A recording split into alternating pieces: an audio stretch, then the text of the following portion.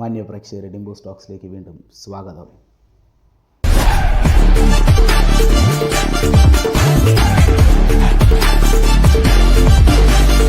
നമുക്ക് എല്ലാവർക്കും അറിയാമെന്നുള്ളൊരു കാര്യമാണ് ഗ്രീഷ്മ ഷാരോൺ വധക്കേസ്. അതായത് ഡ്രിങ്ക്സിൽ കെമിക്കൽ കലക്കി സ്വന്തം കാമുകനെ കൊല്ലാൻ ശ്രമിച്ച കാമുകി ഗ്രീഷ്മ.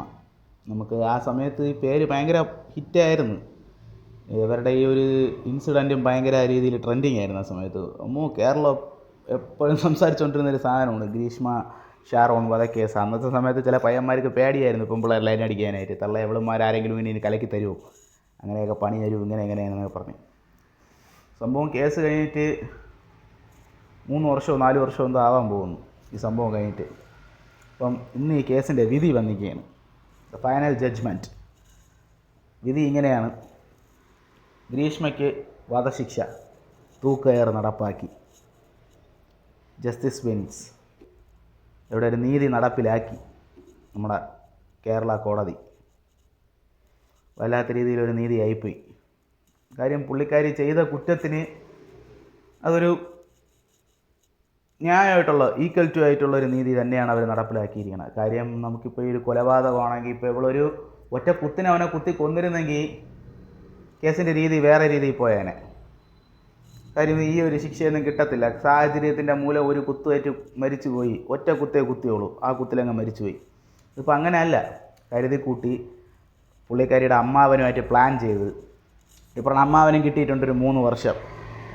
അങ്ങനെ ഇവർ രണ്ടുപേരും കൂടെ പ്ലാൻ ചെയ്ത് ഇതിലൊരു കെമിക്കൽ സബ്സ്റ്റൻസ് ഇങ്ങനെ ഡ്രിങ്ക്സിൽ കലക്കി ഒരു ചാലഞ്ചിൻ്റെ പേരായിട്ട് പറഞ്ഞ് അവനെ കൊണ്ട് കുടിപ്പിച്ച് അങ്ങനെ അവൻ മരണപ്പെടുമെന്നുള്ള പൂർണ്ണ ഉദ്ദേശത്തോടെ, അതായത് അപൂർവങ്ങളായിട്ടുള്ള രീതി എന്ന് പറയും ഇതിനെ. അങ്ങനത്തെ രീതി വരുമ്പോൾ കേസിൻ്റെ വകുപ്പും കാര്യങ്ങളൊക്കെ അങ്ങ് മാറും, ശിക്ഷയുടെ അളവും മാറും.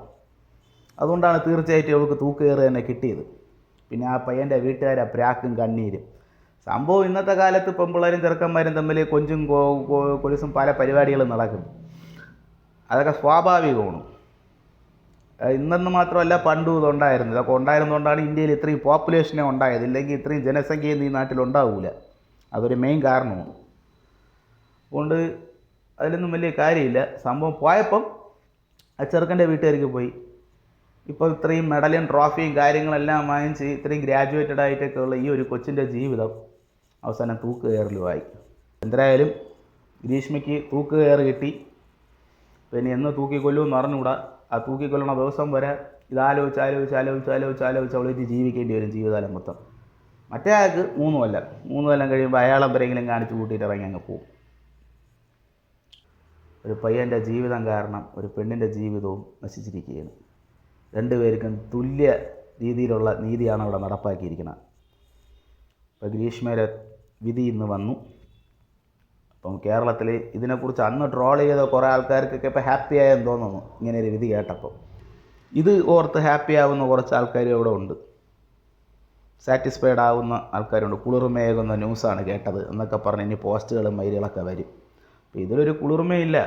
ഒരു കുറ്റം ചെയ്തു, അവനെ തൂക്കി കൊല്ലാൻ കൊണ്ടുപോകുമ്പോഴുള്ള ആ ഒരു എന്തോ പറയണ, മറ്റേ വിജയ് സേതുപതി പറയണ കണക്ക് ഓസ്ട്രിച്ചോടെ മുട്ടയുടെ വലി അത് കുണ്ടിക്ക് മട്ടുന്താ തെരിയുമെന്ന് പറയണ കണക്ക് இந்த வலி அந்த குண்டிக்கு மட்டும்தான் தெரியும், നമുക്ക് யாருக்கும் தெரியக்கூடாது, நாங்கள் எல்லாம் பெருசாக பேசக்கூடாது, നമ്മൾ ഒരുപാട് വാർത്തകൾ അവിടെ അടിക്കാൻ പാടില്ല ഈ കാര്യത്തിൽ.